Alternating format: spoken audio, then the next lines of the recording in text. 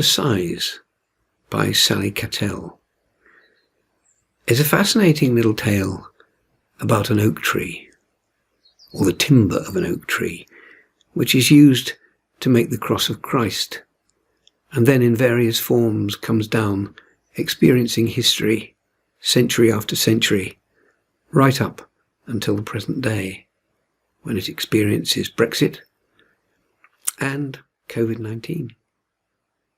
Here's an extract. He that goeth forth weeping, bearing the seed for sowing, shall come home with shouts of joy, bringing his sheaves with him. Psalm 126, verse 6. Chapter 1. My life began in the dark, but I remember one day seeing a spot of light. I knew then that I was important, and as I grew, I looked around. There was a sight to see. There, on the hillside, were other species doing the same, growing towards the light. I felt strong, nevertheless, and I realized why I felt strong. Important, if you like. I was different. Others jockeyed for space, but I commanded respect. My position on the hillside was way more significant. The higher I grew, the more those around struck me as expendable. How wrong was I? It seemed I lived a charmed life. Nothing got in my way. From dawn to dusk, rain, sun, or high wind, my frame was magnificent. In fact, I relished my superiority. Some days I could see for miles, on others mist clouded my vista. Those of my ilk have covered the earth from time immemorial, whilst I embrace all below me. To my left there are some saplings struggling, whereas I have many fruits. My canopy spreads, gently housing all who alight, their feathery wings hidden among abundant foliage. Those creatures who inhabit my hillside, within and below, know their place.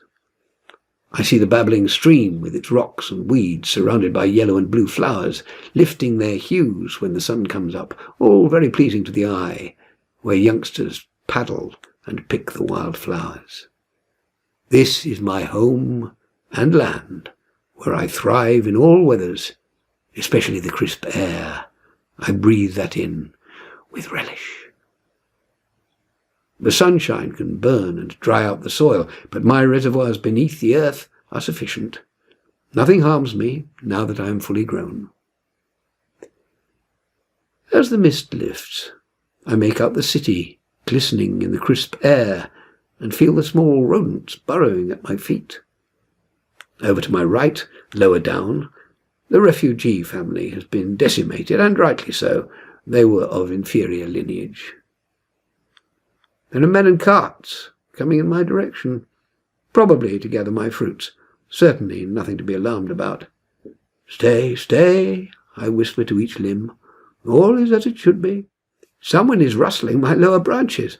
I can feel his cheeky touch, but I cannot see him clearly, swaying you around. Don't worry, you will not snap, I promise you. The morning haze is lifting, and I begin to feel concern. I beseech the heavens to intervene, but there is no answer. I can feel a rope around me, feet climbing my outer shield and hook, a terrible noise attacking my branches, and looking down, I feel something leaning, propped up halfway around my trunk, a person clambering up to my head. I can't make out what he is calling to the others on the ground, but a rope is tied around and thrown down, and another one in the opposite direction. Surely my majesty will deter any more insults. Can't they see how beautiful I am? My feathery friends fly away as I am stripped bare, my beautiful limbs gone. Then the pain, as my body receives forceful blows, and I fall down, losing consciousness. Am I going to die? I dreamed about the time crowds of people came to hear a man speak. He sat under my branches while the crowd sat further down the hillside. I listened to what he said.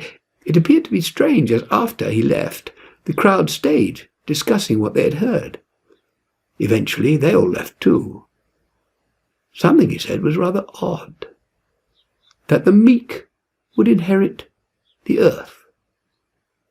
I could see him now, and hear some of his words wafting around in my thoughts. Blessed, yes, that was the word he kept using. There are arms and hands surrounding me, pulling, sliding, and tipping me. Oh, help! Waking up, I am being slotted into a cart with my canopy in disarray. The cart is bumping along until we reach a smooth road. I am being taken away from my home, my beautiful hillside. The sun goes down, and still the journey continues, where all I can see is the sky and the first stars peeping out. This is the worst day of my life. The ground is changing now, more uneven than earlier. I see walls to the right and left, giving me a horrible feeling of being closed in. I try not to panic, keeping my eyes on the sky until that too is gone. And then we stop.